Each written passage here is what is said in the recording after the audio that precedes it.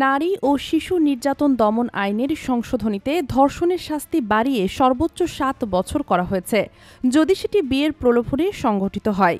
উপদেষ্টা পরিষদ এই নতুন সিদ্ধান্ত নিয়েছে, যা বৃহস্পতিবার রাজধানীর ফরেন সার্ভিস একাডেমিতে এক সংবাদ সম্মেলনে প্রধান উপদেষ্টার প্রেস সচিব শফিকুল আলম জানান। তিনি বলেন, এতদিন বিয়ের প্রতিশ্রুতি দিয়ে ধর্ষণের শাস্তি তুলনামূলক কম থাকায় বিচার পাওয়া কঠিন হয়ে দাঁড়িয়েছিল। নতুন সংশোধনীতে এই অপরাধকে আরও গুরুতর হিসাবে চিহ্নিত করা হয়েছে, যাতে ভুক্তভোগীরা ন্যায় বিচার পান।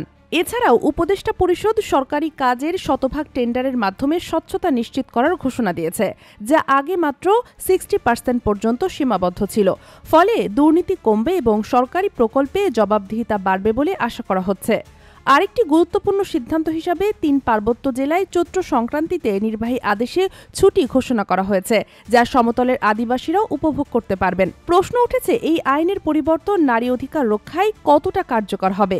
নতুন বিধান বাস্তবায়নে কতটা সফল হবে সরকার? Sheikh Masuma, daily hour, Bangladesh.